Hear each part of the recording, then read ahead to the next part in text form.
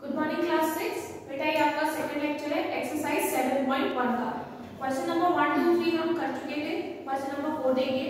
Question number 4 में आपसे बोला है write on the following using numbers, literal numbers and sign of basic operations, state what each letter represents. बेटा आपको इसमें कुछ स्टेटमेंट्स दिए, उनको आपको अलजेब्रिक एक्सप्रेशन में बेसिकली कन्वर्ट करना है। तो फर्स्ट दिया है perimeter of a square is the product of 4 and the length of its side. तो सबसे पहले तो हम एक स्क्वायर बना लेते हैं, ठीक है। एक ही हमारा स्क्वायर है, हम जानते हैं कि स्क्वायर की चारों साइड इक्वल होती है। स्क्वायर है हमारा ए बी सी डी। अब इसकी लेंथ हम मान लेते हैं एल, तो ये भी एल हो जाएगी, ये भी एल हो जाएगी और ये भी एल। इसके फर्स्ट पार्ट में बोला है कि जो इसका पेरीमीटर है, पेरीमीटर ऑफ स्क्वायर, वो प्रोडक्ट है किसका, 4 का और उसकी लेंथ का। और लेंथ हमने क्या दी है एल, तो ये क्या हो जाएगा 4 into L that is 4L, ठीक है। अभी इसका सेकंड पार्ट देखिए। इसमें ये बोला है कि profit equal to the difference of selling price and cost price. अभी हम ले लेते हैं let selling price be x and cost price be y। तो उसके हिसाब से क्या लिखा है कि जो प्रॉफिट है वो क्या है, सेलिंग प्राइस और कॉस्ट प्राइस के बीच का difference, means selling price minus cost price. और सेलिंग प्राइस हमने क्या लिया है x और कॉस्ट प्राइस y, तो x माइनस y, ठीक है। इसी तरह से हमें उसको रिप्रेजेंट करना था। थर्ड हमने बोला गया है the radius of the circle is half of its diameter. तो लेट डायमीटर बी d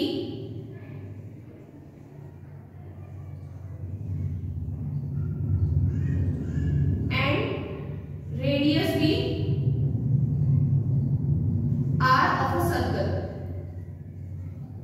ठीक है। अब उसने क्या बोला है कि जो रेडियस है वो क्या है डायमीटर के हाफ। मींस जब हम डायमीटर को हाफ कर देंगे अब बन जाएगी रेडियस। रेडियस हमारी क्या है r और डायमीटर हमने क्या लिया है d, तो r इक्वल d/2, ठीक है। यही आपके आंसर है। तो आपको फेयर नोटबुक पे डायरेक्ट करना है, मैंने तीनों पार्ट्स करवा दिए हैं, ठीक है। क्वेश्चन नंबर 5 की तरफ बढ़ते हैं। इसमें बोला है right the following algebraic expressions in words. आपको इसको वर्ड्स में लिखना है, ठीक है। तो सबसे पहले है a equal b into h, b equal 4s, d equal st and 2 p equal 2 into l plus b। बेटा जैसे क्वेश्चन नंबर 4 अभी आपने किया था, इसमें क्या था कि हमको वर्ड्स में दिया हुआ था और आपको किसमें लिखना था, आपकी अलजेब्रिक एक्सप्रेशन में। उसी तरह इसमें आपको किसमें दिया हुआ है,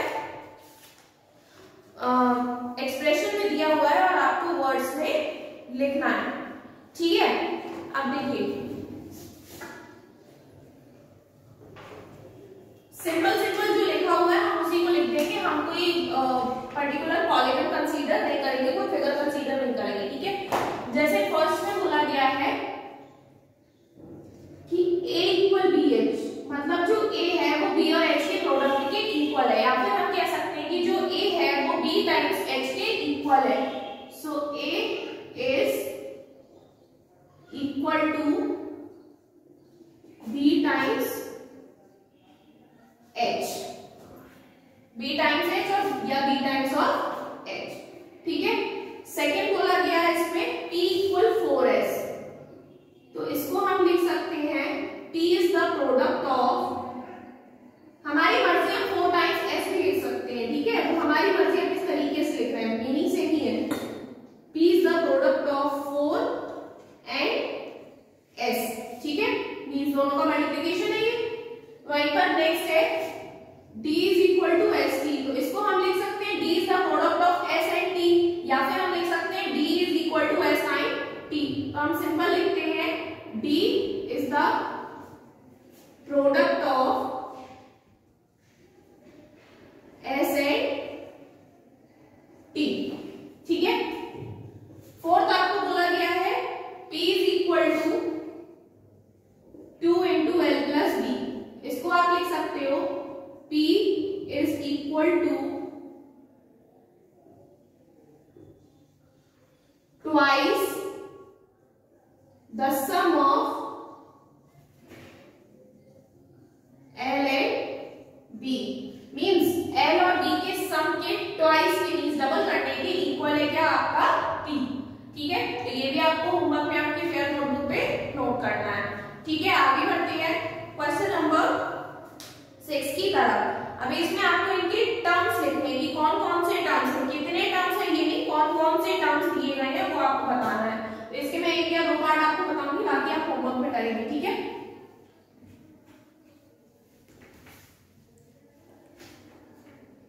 देखिए बेटा पार्ट फर्स्ट देखिए, इसमें बोला है 4ab/c प्लस 7। मैंने पहले भी आपको बताया है, फिर से आपको बता रहे हैं, जब अलजेब्रा में एक या एक से ज्यादा टर्म्स प्लस और माइनस मींस एडिशन और सब्ट्रैक्शन जैसे ऑपरेशन से सेपरेट होते हैं तभी हम उनको अलग अलग टर्म्स बोलते हैं।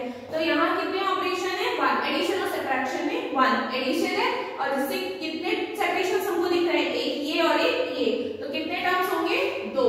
तो टर्म्स यहाँ पर कौन कौन से हो गए, 4ab/c एंड 7, 2 टर्म्स है।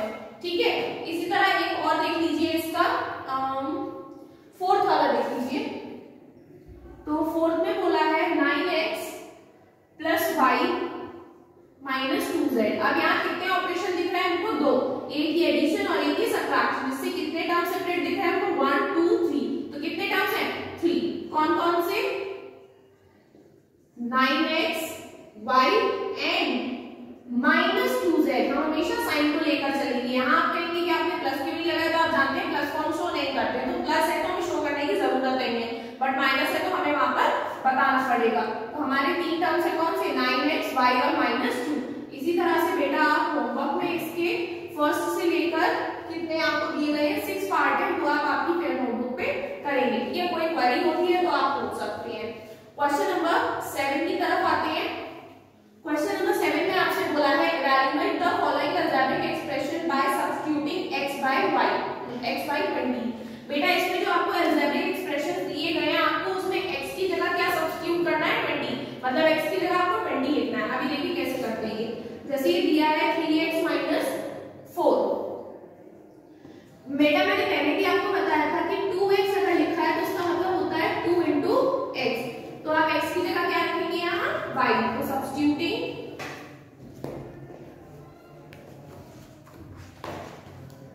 x by 20 सॉल्यूशन है ये। तो 3 × x की जगह क्या हो जाएगा, 20 - 4, पहले मल्टीप्लाई फिर माइनस। तो 3 × 20 60, 60 - 4 विच इज इक्वल टू 56, और यही आपका क्या है आंसर। इसी तरह से और पार्ट्स भी देख लीजिए। जैसे इसका फोर्थ पार्ट है, फोर्थ पार्ट में आपको बोला है 3x - 10/5। यहाँ भी आप क्या करेंगे, 20 ही रखेंगे, क्योंकि हमसे बोला गया है कि हमें हर क्वेश्चन में क्या रखना है, 20। तो सब्स्टिट्यूटिंग x by 20, तो 3x है मतलब 3 × x है, तो 3 × 20 - 10/5। 3 × 20 means 60, 60 - 10/5, that is 50/5, और 5 10s are 50, तो आंसर क्या आ जाएगा, 10। ठीक है, इसी तरीके से आप होमवर्क में इसके सेकेंड और थर्ड पार्ट को करेंगे। फर्स्ट और फोर्थ में यहाँ पर करवा दिया है। क्वेश्चन नंबर 8 की तरफ आते हैं। क्वेश्चन नंबर 8 में आपसे बोला है find the value of the unknown letters in each of the following. ठीक है, देखिए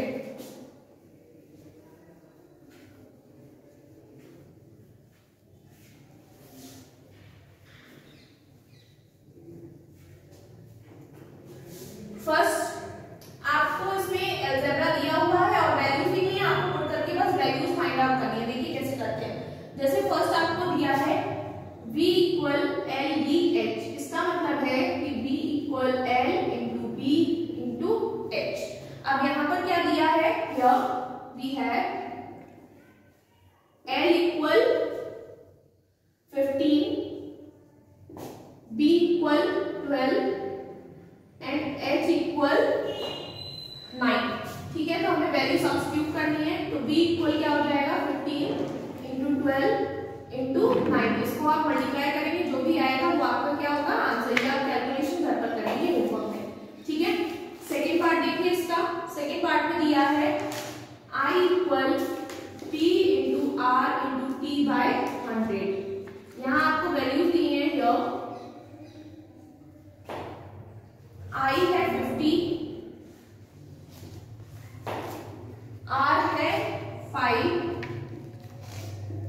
टी है 1000। ठीक है, आपको क्या फाइंड आउट करना है? टी। ठीक, तो आई की जगह हम रखेंगे 50 इक्वल टी की जगह 1000 इंटू आर की जगह 5 इंटू टी अपॉन 100। अब सबसे पहले तो इससे ये कैंसिल, तो क्या आ गया 50 इंटू 50 टी। अभी ये टी 50 के मल्टीप्लाई में इधर जाएगा तो डिवाइड में हो जाएगा, तो टी इक्वल क्या हो जाएगा 50 अपॉन 50। ठीक, तो क्या आ जाएगा टी इक्वल 1। ठीक है, इसी तरीके से बेटा आगे बढ़ते हैं क्वेश्चन नंबर 9 की तरफ।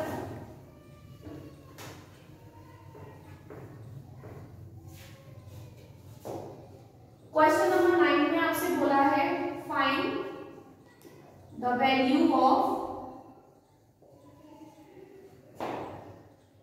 सॉरी मैं इसको क्वेश्चन नोट कर दिया। इसमें आपसे बोला है find the value of the following expression. इसमें आपको वैल्यूज दी गई है, एबीसी के टर्म्स में और बीसी एक्स की वैल्यूज आपको दी गई है।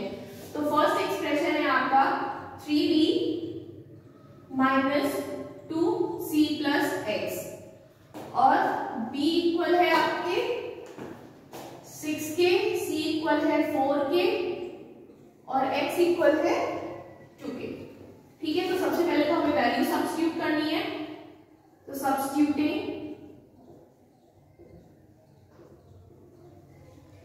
v equal 6, c equal 4 and x equal 2, तो 3b, तो 3 इंटू 6 माइनस 2, c की जगह क्या रखेंगे हम 4 और x की जगह क्या रखेंगे 2। ठीक है, जो दिया हुआ उसी की जगह उसकी वैल्यू रख देंगे और कुछ भी नहीं है। तो 3 इंटू 6 18 माइनस 2, 4 प्लस 2 6, तो 2 into 6 18 minus 2 into 6 12 means 18 minus 12 आपका कितना आ जाएगा 6। तो आपका आंसर क्या हो गया 6। ठीक है, इसी तरीके से बेटा आप होमवर्क में इसका सेकेंड और थर्ड क्वेश्चन करेंगे। ठीक है, लास्ट क्वेश्चन है आपका one pencil cost ₹3 and one fountain pen cost 20. What is the cost of X pencils and Y fountain pens? तो देखिए बेटा 10 में क्या है कॉस्ट ऑफ वन पेंसिल की कॉस्ट कितनी है ₹3।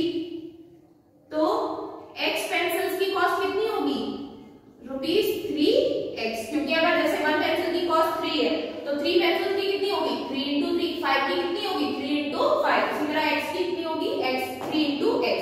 Similarly cost of one fountain pen, एक फाउंटेन पेन की कॉस्ट कितनी है ₹20।